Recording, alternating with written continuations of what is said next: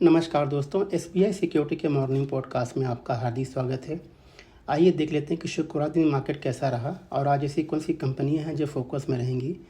तो दोस्तों, शुक्रवार की जो रैली थी उसकी वजह से जो पूरे वीक का जो एक सबड्यूनेस यूँ कहें कि जो मंदी थी मार्केट की, उसकी भरपाई हो गई और फाइनली जो है फ्रंट लाइन इंडेक्स और बॉर्डर मार्केट दोनों ही इंडाइसेस जो है वीक ऑन वीक जो है पॉजिटिव में बंद हुए हैं।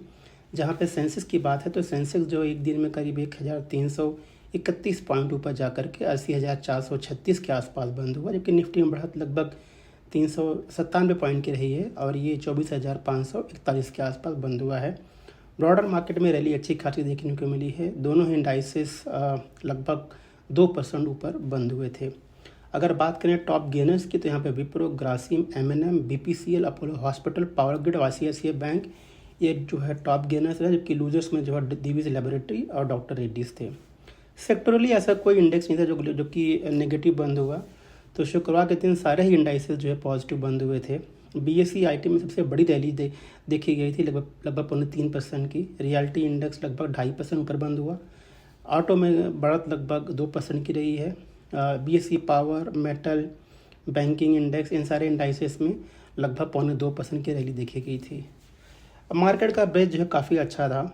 2,414 कंपनी एडवांसेस कैटेगरी में और 1,527 कंपनी डिक्लाइनिंग कैटेगरी में रजिस्टर हुई थी।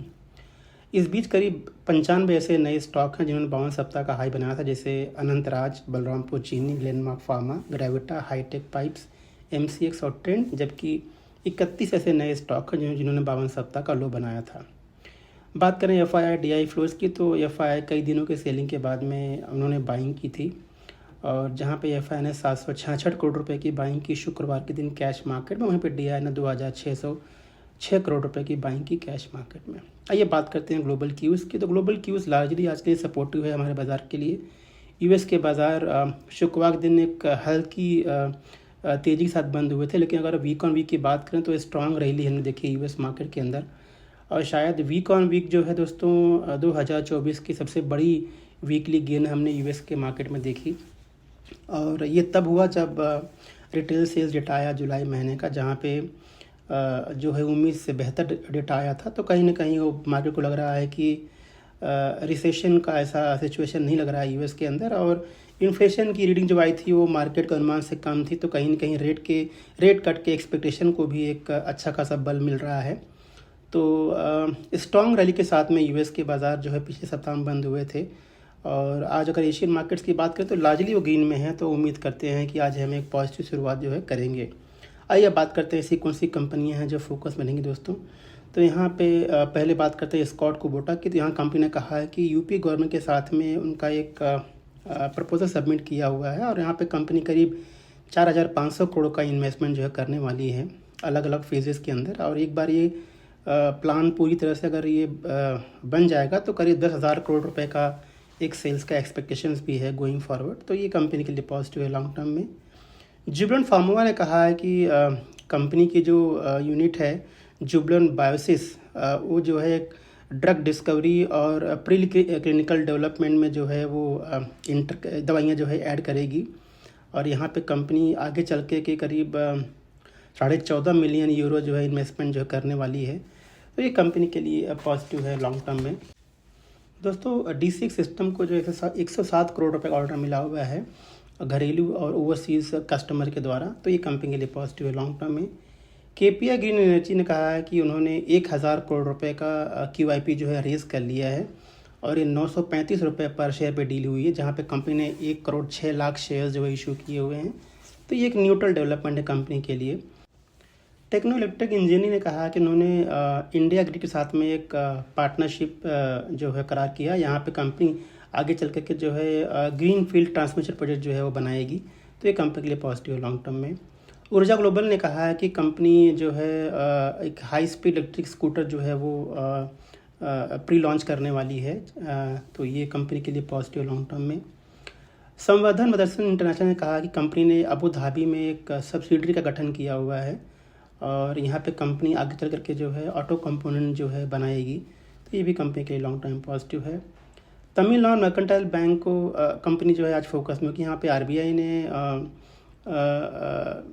इसलिए शिव कुमारन नायर को एज ए MD CEO के लिए अप्रूवल दे दिया है 3 साल के लिए। तो ये कंपनी के लिए न्यूट्रल पॉजिटिव रहने वाला दोस्तों। GMR एयरपोर्ट ने जो है अपना जो जुलाई महीने का बिजनेस अपडेट दिया हुआ है, जो पैसेंजर ट्रैफिक है उनके सारे एयरपोर्ट्स में यहाँ पे लगभग 7.5% की बढ़त देखी गई है। और डोमेस्टिक एयर पैसेंजर ट्रैफिक करीब 7% जो बढ़कर के आया है। इंटरनेशनल पैसेंजर ट्रैफिक लगभग 9.5% बढ़कर के आया हुआ है। एयरक्राफ्ट का मूवमेंट लगभग 6% जो है YoY और 2% मंथ ऑन मंथ जो है बढ़कर के आया हुआ है। तो ये काफ़ी पॉजिटिव और स्ट्रॉन्ग कमेंट्री है कंपनी के द्वारा, तो ये कंपनी के लिए पॉजिटिव है लॉन्ग टर्म में। पूनावाला फिनकॉर्प को यहाँ पे RBI ने करीब 10 लाख रुपए की पेनल्टी लगाई हुई है फॉर नॉन कंप्लायंस। तो ये थोड़ा सा न्यूट्रल टू नेगेटिव है कंपनी के लिए।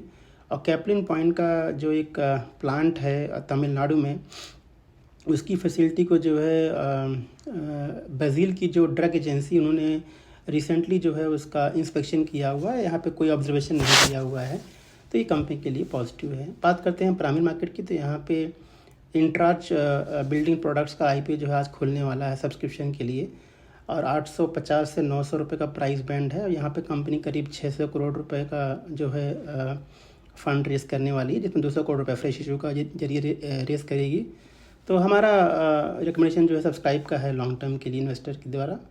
आइए बात करते हैं कुछ ब्लॉक डील्स की। यहाँ तो यहाँ पे कैनरा बैंक में BNP पारिबास फाइनेंशियल मार्केट ने करीब 86,06,000 शेयर्स जो 105 रुपये 65 पैसे पर शेयर पर खरीदा हुआ है। जबकि मार्शल वास इन्वेस्टमेंट ने करीब 86,60,000 शेयर्स जो है लगभग उतने प्राइस पे जो है बेचे हैं। तो यहाँ पे चेंज ऑफ हैंड हुआ है। आशापुरा माइन कैप में जो है ग्रिफिन ग्रोथ फंड ने करीब 34,67,000 शेयर्स खरीदे हुए हैं 340 रुपये पर शेयर। जबकि LTS इन्वेस्टमेंट फंड ने उतने ही शेयर जो है बेचे हैं उतने प्राइस पे। तो यहाँ भी चेंज ऑफ हैंड हुआ है। बात करते हैं कुछ बल्क डील की, तो यहाँ पे इलेक्ट्रॉनिक मार्ट्स इंडिया में जो है करण बजाज और पवन बजाज ने करीब 3 करोड़ शेयर मिल करके बेचा हुआ है कंपनी के। जबकि बायर्स जो है जनरली वो म्यूचुअल फंड्स हैं, जैसे SBI म्यूचुअल फंड है, गवर्नमेंट पेंशन फंड है, Templeton Asia small company fund है, इन्होंने ख़रीदा हुआ है। तो यहाँ पे चेंज ऑफ हैंड हुआ है। बात करते हैं कुछ डिविडेंड की, तो यहाँ पे कॉर्पोरेट एक्शंस में जो है एक्शन कंस्ट्रक्शन इक्विपमेंट, मान इंफ्रा कंस्ट्रक्शन और रिलायंस इंडस्ट्रीज़, ये कुछ कंपनियों के जो है डिविडेंड के लिए एक्स डेट हैं। दोस्तों ये था हमारा आज का मॉर्निंग पॉडकास्ट। हमें सुनने के लिए बहुत बहुत धन्यवाद और आज के ट्रेड के लिए शुभकामनाएं। Investment in securities market are subject to market risks. Read all the related documents carefully before investing.